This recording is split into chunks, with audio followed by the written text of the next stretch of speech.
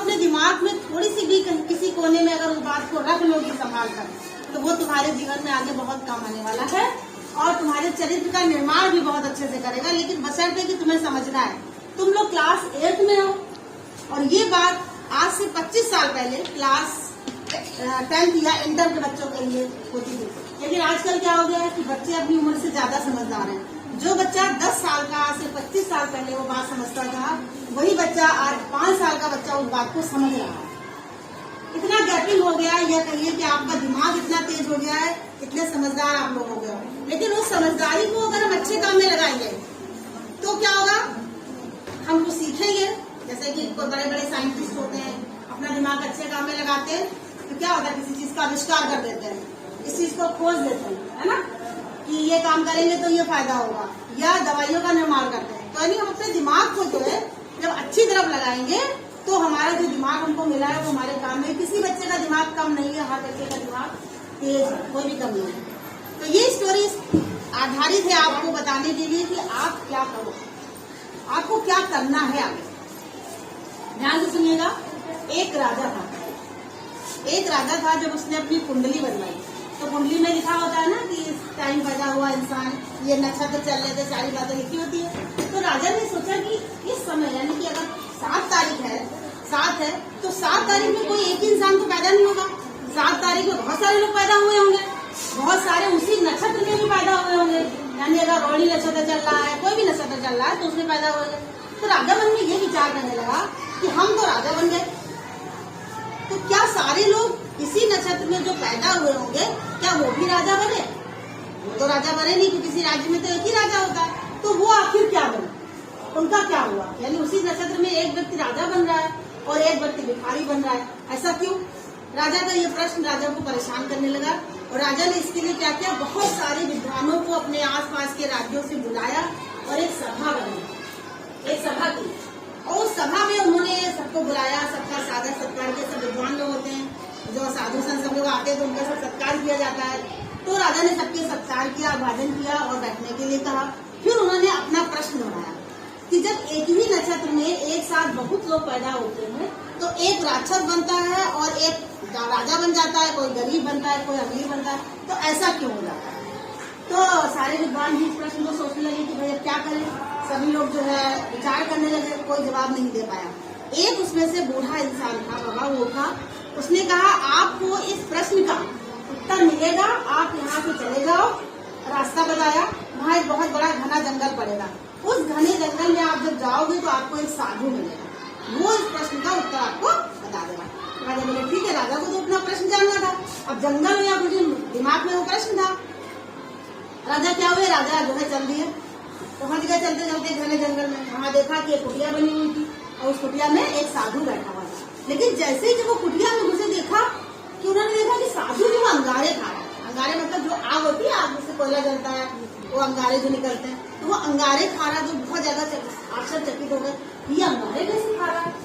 खैर अब उन्हें अपना प्रश्न जानना, उत्तर जानना था।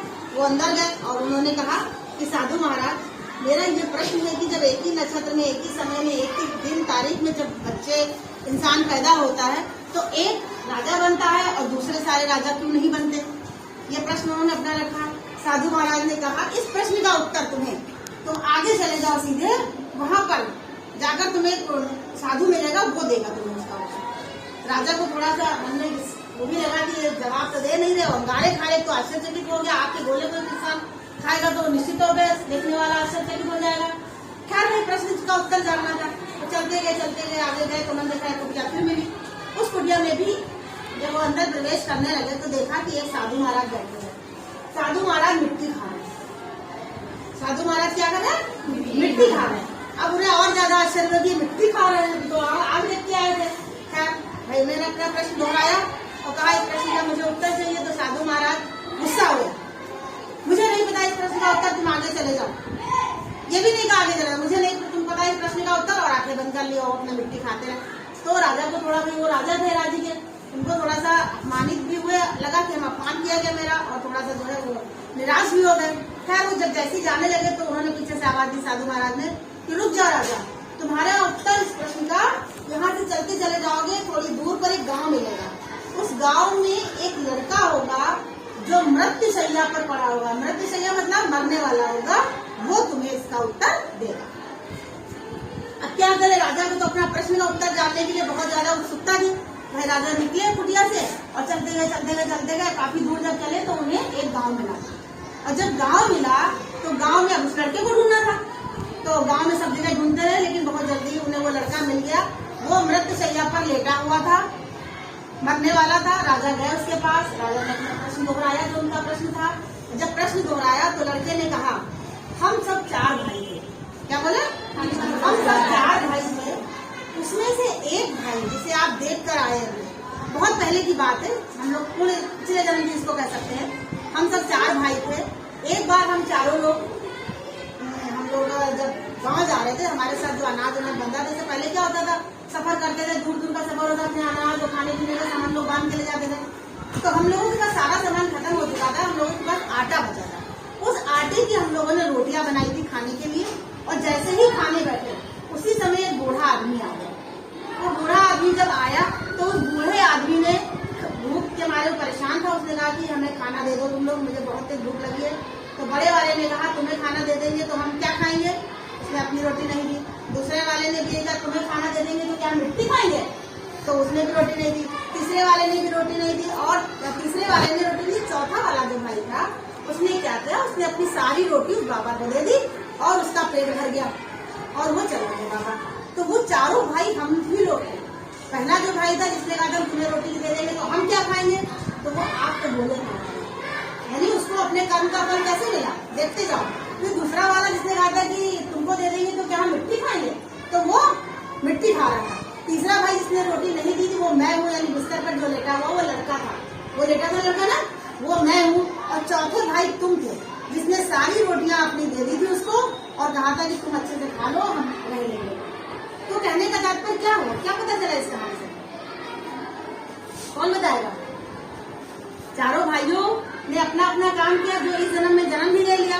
राजा के प्रश्न का उत्तर मिला, क्या उत्तर मिला राजा को? मैम इस जन्म में कैसा, इस जन्म में अच्छा करोगे तो अगले जन्म में भी अच्छा पाओगे।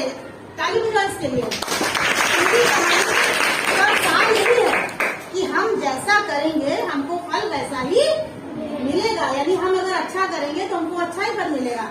कभी कभी ऐसा होता है, हम लोग सोचते हैं कि अरे वो इंसान ने तो इतने खराब कर्म किए, देखो कितने ठाट से रह रहा है, इतने रुपए हैं, सब कुछ है, किसी चीज की कमी नहीं। लेकिन ये गलत फहमी होती है, आपको नहीं पता कि उसको क्या कमी है, उसको कौन सी बीमारी है, उसके घर में क्या है, क्या ऐसा तो नहीं उसके घर में कोई बच्चा ऐसा है जो पाइजे चल नहीं पाता, उनके माँ बाप का दुख देखो जिनका बच्चा ऐसा है। तो कहने का मतलब ये है कि हमें तो दूर से दिखाई देता नहीं, इस जन्म में भी अगर हम अपने कर्मों का फल नहीं भोग पाए तो हमें अगले जन्म में कर्म भोगना पड़ेगा।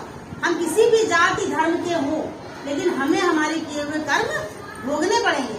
अब जैसे क्या बात है, अगर मान लिया हमने किसी के साथ, अभी मैंने शुरू बताया कि अगर हम अच्छा व्यवहार करेंगे तो हम अच्छा पाएंगे। बड़ा दुख की बात हमें मतलब कहनी पड़ रही है, या समझ लो कि 3-4 दिन से जो बात दिमाग में बराबर खटक रही है कि आज से पहले जब ये कहा जाता था कि गुरु गोविंद दो खड़े काके लागू पाए, बलिहारी गुरु आपने गोविंद दियो बताया, यानी गुरु हमारा जो गुरु है हमें पढ़ाने वाला जो है, गोविंद मतलब कि ईश्वर।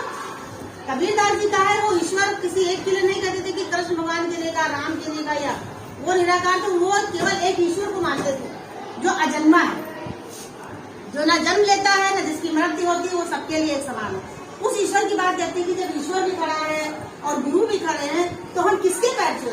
तो कहा उन्होंने कि हमें पहले गुरु के पैर छूना चाहिए, क्योंकि गुरु ही हमें बताता है कि ये ईश्वर है। तुम पैदा हुए तुम्हें कुछ नहीं पता, बताया किसी ने कुछ? जैसे तुम पैदा हुए, जब तुम आने लगे, बड़े होने लगे, तो तुम्हारी माँ ने कुछ बताया, फिर तुम विद्यालय आ गए तो विद्यालय में तुम्हें बताया गया, ये तो हुआ। विद्यालय बताने वाले तो गुरु ही होते हैं, यानी कि ईश्वर से जो दर्जा गुरु का बढ़ा हुआ, तो अगर गुरु कुछ कह देता तो क्या हमें पलट कर जवाब देना चाहिए? जवाब तो जवाब है, हम ईटा पत्थर भी उठा लें। बहुत बड़ी बात है इसकी, कहना चाहिए कि किसी एक बच्चे की बात हम नहीं कर रहे, लेकिन बात ये इतनी बड़ी है कि जिसको बर्दाश्त नहीं किया जा सकता। शायद हम अगर होते यहाँ पर, दीदी है, अगर हम होते इसकी जगह शायद हम कोई दूसरा निर्णय लेते। लेकिन खैर वो अलग की बात है। ये सिर्फ कहानी सुनाने का उद्देश्य यही है कि तुम लोग अगर अच्छे बनना चाहते हो, कहा गया है कि कहा जाता है जब बच्चा पैदा होता है तभी देख के जान जाते हैं कि उसके गुण कैसे होंगे। तो अगर हमारे गुण इस उम्र में ऐसे हैं तो हम बड़े होंगे तो हमारे गुण कैसे हो जाएंगे। इसकी कल्पना करो, एक अच्छा नागरिक बनने के लिए हमें शुरू से ही अच्छी बातें सीखनी पड़ेंगी, तभी तो हम बन पाएंगे अच्छे। कोई इंसान पैदा होता है वो अच्छा नहीं होता, अच्छा बनना पड़ता है। तो बनने के लिए मैं क्या है, अच्छी बातें सीखो, अच्छा काम करो, ये तो है। बड़ों का आदर करो, हम चाहते हैं हमारे सब लोग रेस्पेक्ट करें, हम किसी की रेस्पेक्ट ना करें तो आपको रेस्पेक्ट कहाँ से मिलेगी, है ना। तो कहने का मतलब ये कि अगर आपसे कोई गलती हो भी जाती है और आप प्रायश्चित करते हैं, क्षमा मांगते हैं, प्रायश्चित कर लेते हैं, आपको उस चीज का अफसोस होता है, तो आपकी गलती कम होती जाती है। प्रायश्चित इसी को बोलते हैं ना कि हमने अपनी गलती मान ली, हमने अपनी गलती मान ली और हमने प्रायश्चित कर लिया, हमारा कम हो गया। अब हम अपने ऐड में अगर हम गलती भी ना माने, प्रायश्चित भी ना करें, तो आप खुद 8 क्लास का बच्चा खुद 13-14 साल का हो गया है, मैंने पहले बताया कि 13-14 साल का बच्चा वो 20 साल की उम्र का बुद्धि रख रहा है आजकल, उसका दिमाग 20 साल के बराबर चल रहा है, तो वो खुद समझ सकता है कि हम आगे क्या करेंगे और क्या बनेंगे। तो मुझे पूरी उम्मीद है कि ये स्टोरी आपको अच्छी लगी होगी और इससे कुछ सीखोगे भी, है ना। सीखोगे कि नहीं सीखोगे, यानी बड़ों का आदर करो, अनुशासन में रहो और वाणी यानी अपनी बोली से कभी ऐसा ना बोलो कि किसी को दुख, किसी को कष्ट पहुंचे, हमेशा इस बात का